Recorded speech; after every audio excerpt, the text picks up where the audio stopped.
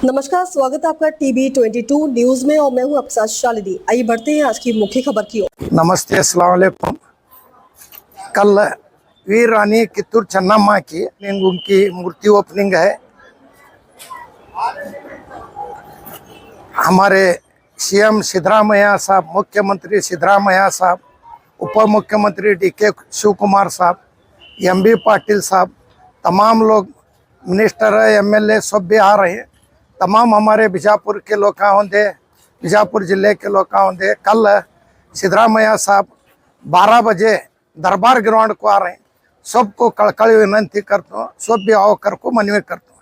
Sir, क्या कार्यक्रम किया है? कार्यक्रम मूर्ति उद्घाटन है वीर रानी कित्तूर चन्नम्मा की, और प्रोग्राम है गवर्नमेंट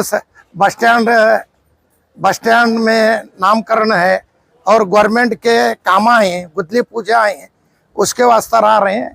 एरोड्रम भी ओपनिंग कर रहे हैं साइकिलिंग का। हमारे मुख्यमंत्री सिद्धरामैया साहब आ रहे हैं, DK शिव कुमार आ रहे हैं, तमाम हमारे MB पाटिल साहब, तमाम मिनिस्टर, तमाम MLA आ रहे हैं। सबको आओ कर को मनवी कर। सर, ये PPP के बारे में कल एक CM द्वारा बड़ा बयान आया। CM साहब का बहुत हमें शुक्रिया अदा करते हैं। हमारे बीजापुर सिटी को देतू कहते हैं, हमारे MB पाटिल साहब भी कल बोले थे, हमें बोल को आए बीजापुर सिटी को गवर्नमेंट कॉलेज कर तो कहते हैं। उनको बहुत हमें CM सिद्धरामैया साहब को, MB पाटिल साहब को बहुत हमें शुक्रिया अदा करते हैं, उनको धन्यवाद करते हैं। सर, 107 दिन का यहाँ पर धरना प्रदर्शन किया है। नहीं, जब बोले थे MB पाटिल साहब ये PP कॉलेज नहीं करते, गवर्नमेंट कॉलेज करते हैं कहते हैं। इसके लिए अब है 6 लोग अभी जेल में भी जेल में है, उनको हमारे सरकार तरफ से केसेज काटने का मनवी भी करते हैं। अभी ये जो कल CM जी बीजापुर में आ रहे हैं, DCM में आ रहे हैं, और कल भी बीजापुर का जो बहुत बड़ा एक बदलाव होगा, क्या बदलाव होगा। कामा दे फंड देंगे, कामा देंगे, गवर्नमेंट कॉलेज देंगे। उनको बहुत हमें शुक्रिया अदा करते हैं। तमाम लोगों को और एक बार कड़कड़ी विनंती करता हूँ, कल 12 बजे दरबार ग्राउंड को आकर को मनवी करता हूँ। अस्सलाम वालेकुम रहमतुल्लाहि व बरकातहू। बीजापुर के सभी शहरियों को मैं एक अपनी तरफ से अपील करना चाहता हूँ। मैं अब्दुल रज़ाक वर्ती, माजी महानगर पालिका सदस्य बीजापुर। कल जो हमारे जनप्रिय मुख्यमंत्री श्री सिद्धरामैया साहब जी और DK शिव कुमार उप मुख्यमंत्री साहब, MB पाटिल साहब, शिवानंद पाटिल साहब, लक्ष्मी अब्बालकर साहबा और दीगर मंत्री यहाँ पे आने लगे हैं। हम बीजापुर के सभी लोगों से अपील करता हूँ कि आप इस कार्यक्रम में आकर शोभा करें। और सबसे बड़ी बात यह है कि कल हावेरी में हमारे CM साहब बीजापुर में एक मेडिकल कॉलेज, सरकारी मेडिकल कॉलेज खोलने का एक ऐलान भी किया है, और कल भी शायद उन्होंने यहाँ पे बीजापुर के लोगों को खुशी देने वाले हैं। और बहुत सारे, जब हम मेयर थे तो उस वक्त भी हमारे MB पाटिल साहब 150 करोड़ रुपये सैंक्शन करा के सब लोगों को, सब वार्ड में काम करने का ये बोले थे। वो भी कुछ प्रोग्राम उसमें है, और बहुत से डेवलपमेंट प्रोग्राम भी है। मैं सभी से अपील करना चाहता हूँ कि आप सब लोग स्टेडियम के पास सामने वहाँ जो दरबार ग्राउंड है, वहाँ पे कार्यक्रम है। कल 11-11:30 बजे से प्रोग्राम शुरू होगा, तो आप सब आके वहाँ पे प्रोग्राम को आए। ये अपील करता हूँ, आपसे गुजारिश करता हूँ कि आप सब लोग आके एक खुशी के इसमें शामिल हो जाए। ಎಲ್ಲರಿಗೆ ನಮಸ್ಕಾರ। ನಾನು ಅಬ್ದುಲ್ ರಜಾಕ್ ವರ್ತಿ, ಮಾಜಿ ಮಹಾನಗರ ಪಾಲಿಕೆ ಸದಸ್ಯರು ವಿಜಯಪುರ. ನಾಳೆ ದಿನಾಂಕ 1/9/2026 ಹೊಸ ವರ್ಷನಾಗ ಹೊಸ ಒಂದು ಇತಿಹಾಸ ನಮ್ಮ ಬಿಜಾಪುರನಲ್ಲಿ ಆಗ್ತಾ ಇದೆ. ಅದರ ಪ್ರಯುಕ್ತ ನಮ್ಮ ಉಸ್ತುವಾರಿ ಸಚಿವರು ಸನ್ಮಾನ್ಯ ಶ್ರೀ MB ಪಾಟಿಲ್ ಸಾಹೇಬ್ರ ಪ್ರಯತ್ನದಿಂದ ಏನು ನಮ್ಮ ವೀರ ಕಿತ್ತೂರು ರಾಣಿ ಚೆನ್ನಮ್ಮ ತಾಯಿ ಪುತ್ಲಿ ಅನಾವರಣವನ್ನು ಹಮ್ಮಿಕೊಂಡಿದೆ. ಅದರ ಜೊತೆಯಲ್ಲಿ ಬಸ್ ಸ್ಟ್ಯಾಂಡ್ ಏನು ಮೊದಲಿತ್ತು, ಆ ಬಸ್ ಸ್ಟ್ಯಾಂಡ್ ಹೆಸರನ್ನು ಕೂಡ ಕಿತ್ತೂರು ರಾಣಿ ಚೆನ್ನಮ್ಮ ತಿಳಿಸಿ ನಾಮಕರಣ ಮಾಡಿದ್ದಾರೆ. ಅದರ ಜೊತೆಯಲ್ಲಿ ಬಹಳಷ್ಟು ಕಾಮಗಾರಿಯನ್ನು ಉದ್ಘಾಟನೆ ಮಾಡೋರಿದ್ದಾರೆ. ಅದು ಮತ್ತು ಅಲ್ಲದೆ ಒಂದು ಸೈಕ್ಲಿಂಗ್ದು ಕೂಡ ನಮ್ಮ ಇದು ಆಗಿದೆ. ಏರ್ಪೋರ್ಟ್ನು ಕೂಡ ನಾಳೆ ಅಲ್ಲಿ ಹೋಗಿ ಅಲ್ಲಿ ವೀಕ್ಷಣೆ ಮಾಡಿಕೊಂಡು ಜಲ್ದಿ ಚಾಲೂ ಮಾಡಲಿಕ್ಕೆ ಅದನ್ನೂ ಒಂದು ಪ್ರಯತ್ನ ಆಗ್ತಾ ಇದೆ. ಭಾಳ ಸಂತೋಷದ ವಿಷಯ. ನಾವು ಕರ್ನಾಟಕ ಸರ್ಕಾರದಿಂದ ಎಷ್ಟು ಅಭಿವೃದ್ಧಿ ಆಗಿವೆ ಅನ್ನೋದು ಅದು ನಾಳೆ ಮುಖ್ಯಮಂತ್ರಿಗಳು ಘೋಷಣೆ ಮಾಡ್ತಾರೆ. ಅದರ ಜೊತೆಯಲ್ಲಿ ನಮ್ಗೆ ಭಾಳ ಸಂತೋಷ ಅಂದ್ರೆ ಬಿಜಾಪುರದಲ್ಲಿ ಒಂದು ನಿನ್ನೆ ತಾನೇ ಹಾವೇರಿಯಲ್ಲಿ ಸನ್ಮಾನ್ಯ ಶ್ರೀ ಮುಖ್ಯಮಂತ್ರಿಗಳಾದ ಸಿದ್ದರಾಮಯ್ಯ ಅವರು ಅಲ್ಲಿ ಘೋಷಣೆ ಮಾಡಿದ್ದಾರೆ, ಬಿಜಾಪುರಕ್ಕೆ ಒಂದು ಗೌರ್ಮೆಂಟ್ ಮೆಡಿಕಲ್ ಕಾಲೇಜ್ ಚಾಲು ಮಾಡ್ತಾ ಹತ್ತಿಸಿ ಅದರಿಂದ ಅದು ಭಾಳ ಸಂತೋಷದ ವಿಷಯ. ನಾಳೆ ಕೂಡ ಅವರು ಇಲ್ಲಿ ಘೋಷಣೆ ಮಾಡೋರಿದ್ದಾರೆ. ಇಡೀ ಬಿಜಾಪುರ ಜನತೆಗೆ ಒಂದು ಖುಷಿ ತಂದುವಂಥ ಈ ಹೊಸ ವರ್ಷದ ಒಂದು ಗಿಫ್ಟ್ ಕೊಟ್ಟದಾಗಿದೆ. ಅದರಿಂದ ಅವರಿಗೆ ನಾನು ಭಾಳ ನನ್ನ ತರಫಿಂದ ಬಿಜಾಪುರ ಜನತೆ ಪರವಾಗಿಂದ ಕೃತಜ್ಞತೆಯನ್ನು ಸಲ್ಲಿಸ್ತೀನಿ.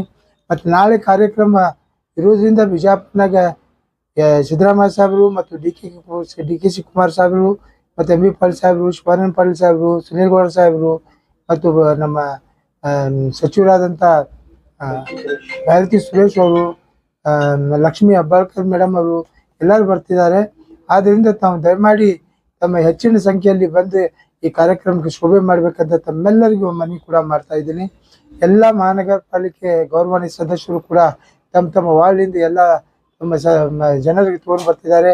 ಅದರ ಜೊತೆಯಲ್ಲಿ ಎಲ್ಲ ಸಾರ್ವಜನಿಕರು ಎಲ್ಲ ಪಕ್ಷಾತೀತವಾಗಿ ಎಲ್ಲರೂ ಕೂಡ ಬಂದು ಈ ಒಂದು ದೊಡ್ಡ ಬಿಜಾಪುರ ಕಾರ್ಯಕ್ರಮವನ್ನು ಯಶಸ್ವಿಗೊಳಿಸಬೇಕಂತ ತಮ್ಮಲ್ಲಿ ವಿನಂತಿ ಮಾಡ್ಕೊತೀನಿ. ಸಿಎಂ ಎಷ್ಟು ಗಂಟೆಗೆ ಬರ್ತಾರೆ ನಾಳೆ? ನಾಳೆ 11:30 ಗಂಟೆಗೆ ಸಿಎಂ ಅವರು ಬಿಜಾಪುರಕ್ಕೆ ಬರ್ತಾರೆ. ಬಂದು ಮೊದಲ ಇಲ್ಲಿ ರಾಣಿ ಚೆನ್ನಮ್ಮ ಅವರು ಉದ್ಘಾಟನೆ ಇದು ಬಸ್ ಸ್ಟ್ಯಾಂಡ್ ಉದ್ಘಾಟನೆ ಮಾಡ್ತಾರೆ. ಸರ್ಕಲಲ್ಲಿ ಏನು ಪುತ್ಲಿ ಇದೆ ಅದನ್ನು ಅನಾವರಣ ಮಾಡ್ತಾರೆ. ಅದು ಆದಮೇಲೆ ಏರ್ಪೋರ್ಟ್ಗೆ ಹೋಗ್ತಾರೆ. ಅಲ್ಲಿ ಸೈಕ್ಲಿಂಗ್ದು ಕೂಡ ಅಲ್ಲಿ ಇದು ಅದ. ಅಲ್ಲಿ ಬಂದ ಸಾರ್ವಜನಿಕ ಸಭೆಯನ್ನು ನಮ್ಮ ದರ್ಬಾರ್ ಹೈಸ್ಕೂಲ್ ಗ್ರೌಂಡ್ನಲ್ಲಿ ಇದೆ. ಅದೆಲ್ಲ ಸಾರ್ವಜನಿಕರಿಗಾಗಿ ಉದ್ದೇಶಿಸಿ ಮಾತನಾಡೋರಿದ್ದಾರೆ. ಸರ್, ಅದು ಕಾಂಗ್ರೆಸ್ ಪಕ್ಷದ ಶಕ್ತಿ ಪ್ರದರ್ಶನ ಕಾರ್ಯಕ್ರಮ ಏನಿದೆ ನಾಳೆ ಆಗ್ತಾ ಇರೋದಿಲ್ಲ ಅಲ್ರಿ? ಶಕ್ತಿ ನಮ್ದು ದೊಡ್ಡದಾದ ನಮ್ಮ ಸಿದ್ದರಾಮಯ್ಯ ಸಾಹೇಬರು ಬರ್ತಿದ್ದಾರೆ. ಶಕ್ತಿ ಪ್ರದರ್ಶನ ಮಾಡೋದು ಏನದ, ಇಡೀ ಕರ್ನಾಟಕನಾಗ ಶಕ್ತಿ ಪ್ರದರ್ಶನ ಮಾಡಿದ್ದಾರೆ. ನಮ್ಮ ಜಿಲ್ಲಾ ಉಸ್ತುವಾರಿ ಸಚಿವರು ನಾನಾ ಥರದ ಕಾಮಗಾರಿಗಳು ಮಾಡಿದವರು. ನಾವು ಮೇಯರ್ ಇದ್ದಾಗ 150 ಕೋಟಿ ರೂಪಾಯಿ ಶಾಂಕ್ಷನ್ ಮಾಡಿದ್ದು ಭಾಳಷ್ಟು ಕೆಲಸ ನಮ್ಮ ಮೈನಾರಿಟಿ ಬೆಲ್ಟ್ನಲ್ಲಿ ಆಗಿದ್ದಿಲ್ಲ. ಆ ಪ್ರಯತ್ನದಿಂದ ಎಂ ಬಿ ಪಾಟೀಲ್ ಸಾಹೇಬ್ ಪ್ರಯತ್ನದಿಂದ ಎಲ್ಲ ಕೆಲಸ ಆಗ್ತಾ ಇದೆ. ಇಂಥವು ದೊಡ್ಡ ದೊಡ್ಡ ಕೆಲಸ ಮಾಡಿದ್ದಾರೆ. ಆದ್ದರಿಂದ ನಾಳೆ ಒಂದು ಭಾಳಷ್ಟು ಕಾಮಗಾರಿ ಉದ್ಘಾಟನೆ ಕೂಡ ಅದಾವು. ಅದು ಅಲ್ಲದೆ ಬಸ್ ಸ್ಟ್ಯಾಂಡ್ನಲ್ಲಿ ಒಂದು ಭಾಳ ವರ್ಷದಿಂದ ನಮ್ಮ ಜನರು ಭಾಳ ಬೇಡಿಕೆ ಇತ್ತು. ಕಿತ್ತೂರ ನೇಷನ್ ನಮ್ಮ ವೀರ ಅವರು ಭಾಳ ಒಂದು ಇತಿಹಾಸ ಮೂಡಿದವರು, ಭಾರತ ಸಲುವಾಗಿ ಅವರು ಹೋರಾಟ ಮಾಡಿದವರು. ಆ ತಾಯಿ ಹೆಸರಲ್ಲಿ ಇಟ್ಕಿಸಿ ಒಂದು ಸಂತೋಷ ಸುದ್ದಿ ಮಾಡ್ತಾ ಇದ್ದಾರೆ. ಅದು ಅಲ್ಲದೆ ಎಲ್ಲರಿಗೂ ಇದು ಹೆಚ್ಚಪ್ಪ ಅಂದ್ರೆ ಒಂದು ಮೆಡಿಕಲ್ ಕಾಲೇಜ್ನು ಕೂಡ ಸರ್ಕಾರಿ ಗೌರ್ಮೆಂಟ್ ಮೆಡಿಕಲ್ ಕಾಲೇಜ್ ಮಾಡ್ತೀನಿ ಅಂತ ನಿನ್ನೆ ಹಾವೇರಿಯಲ್ಲಿ ಘೋಷಣೆ ಮಾಡಿದ್ದಾರೆ. ಇದಕ್ಕೆ ದೊಡ್ಡ ಅಭಿವೃದ್ಧಿ ಮತ್ತೆ ಏನು ಬೇಕು ನಮ್ಗೆ? 107 ಜನ ಸದಸ್ಯರು ಪ್ರತಿಭಟನೆ ಮಾಡಿದ್ದಾರೆ. ಹೋರಾಟ ಆಗಿತ್ತು ಇಲ್ಲಿ ಬಿಜಾಪುರ ನಗರದಲ್ಲಿ ಅಂಬೇಡ್ಕರ್ ಸರ್ಕಲ್ 107 ದಿನ ಪ್ರತಿಭಟನೆ ಆಗಿತ್ತೆ. ಮತ್ತು ಆ ನಂತರ 6 ಜನ ಜೈಲ್ ಒಳಗಿದ್ದಾರೆ. ಅಲ್ರಿ, ಪ್ರತಿಭಟನೆ ಮಾಡೋದು ಎಲ್ಲರದು ಹಕ್ಕದ. ಆದ್ರೆ ಯಾರಿಗಾರೆ ಒಂದು ಸ್ವಲ್ಪ ನೋವಾಗುವಂಥ ಕೆಲಸ ಯಾವುದು ಮಾಡಬಾರ್ದಿತ್ತು. ಆಗೈತಿ, ಅವ್ರಿಗೂ ಅದು ಫಲ ಸಿಕ್ಕೈತಿ. ಈಗೇನು ಅವರು ಕುತ್ತಿದ ಕತ್ತಿಸಿ ಮತ್ತೆ ಘೋಷಣೆ ಕೂಡ ಮಾಡಿದ್ದಾರೆ ಮುಖ್ಯಮಂತ್ರಿಗಳು. ಇದಕ್ಕೆ ಸಂತೋಷ ಏನ್ ಬೇಕಾ?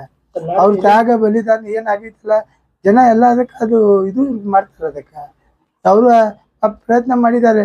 ಅವ್ರೇನು ಅವ್ರ ಸಲುವಾಗಿ ಮಾಡಿಲ್ಲಲ್ಲ, ಸಾರ್ವಜನಿಕ ಮಾಡಿದ್ದಾರೆ. ಕೆಲವೊಂದು ಅಧಿಕಾರಿ ಮೇಲೆ ಇದು ಆದ್ಮೇಲೆ ಅದಕ್ಕೊಂದು ಕಾನೂನು ಪರವಾಗಿ ಮಾಡಿದ್ದಾರೆ. ಅದು ಏನು ವಿಷಯ ಅಲ್ಲ. ನಮ್ಮ ಎಂ ಬಿ ಪಾಟೀಲ್ ಸಾಹೇಬರು ಅದನ್ನು ಕೂಡ ಸರಿಪಡಿಸ್ತೀನಿ ಅಂತ ಹೇಳಿದ್ದಾರೆ. इतना ही, फिर होगी आपसे मुलाकात. तब तक नमस्कार और देखते रहिए TB22 न्यूज। ऐसे ही लेटेस्ट अपडेट पाने के लिए हमारे चैनल को सब्सक्राइब करें और तुरंत नोटिफिकेशन पाने के लिए बेल आइकन दबाना ना भूलें। यदि आप हमें फेसबुक या इंस्टा के माध्यम से देख रहे हैं तो हमारे पेज को फॉलो जरूर करें। धन्यवाद।